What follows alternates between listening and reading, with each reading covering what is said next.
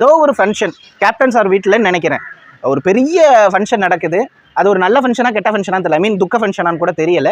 அந்த ஃபங்க்ஷனில் பார்த்தீங்கன்னா அதிகமான கார் வந்துட்டு கேப்டன் வீட்டு வாசலில் நிற்கப்படுது. அதே தெருவில் இருக்கக்கூடிய வடிவேல் அவர்களுடைய கார் செல்வதற்கு தடை விதிக்கப்படுகிறது. இந்த மாதிரி இஷ்யூஸால அது ஒரு பெரிய கலவரம் நடந்தது அப்படின்லாம் சொல்லப்படுது. என்ன காரணம்னு தெரியல. நான் முந்தே ஒரு வீடியோ போட்டிருப்பேன். கேப்டன் அவர்கள் அப்படிப்பட்டவர் கிடையாது. அவர் எதிர்க்கட்சி தலைவராக வாழ்ந்து கொண்டிருந்த நேரத்தில் கூட அவர் வீட்டுக்கு ஆப்போசிட்ல ஒரு சாதாரண டைரக்டர் பெரிய வீடு கட்டுறாரு. அந்த நேரத்தில் வந்த கேப்டன் விஜயகாந்த் அவர்கள் நடுராத்திரியில் அவர் ரோட்டை வந்துட்டு பார்த்தீங்கன்னா மண்ணும் ஜல்லியும் வந்துட்டு மறைச்சிருந்தது. இவர் அதை பார்த்துட்டு இறங்கி போனார். மற்றவங்க கூட ஒரு எதிர்க்கட்சி தலைவருடைய வீட்டோடைய ரோடுன்னு தெரிஞ்சு எப்படி திமிரு பாருங்கன்னு சொல்லியும் கூட அதையெல்லாம் காதுக்கு வாங்கிக்காம நம்மள ஒருத்தர் நல்லா இருந்த சந்தோஷம்னு சொல்லக்கூடிய மனசு தான் கேப்டன் விஜயகாந்த் அவர்களுக்கு இருந்தது. ஆனால் வடிவேல் சாருக்கு அந்த இடத்துல என்ன பிரச்சனைன்னு தெரியல. ஆனால் இதனுடைய பின்புலன் பார்த்தீங்கன்னா அவங்களுடைய அந்த நெருக்கத்தை வந்துட்டு விரிசலாக்கியது அப்படின்னு சொல்லப்படுது. அது உண்மையா பொய்யான்னு எனக்கு தெரியல. அதை நான் சொல்லிடுறேன். கட்சிக்காரர்களோ இல்லைன்னா நேரடியாகவோ மறைமுகமாகவோ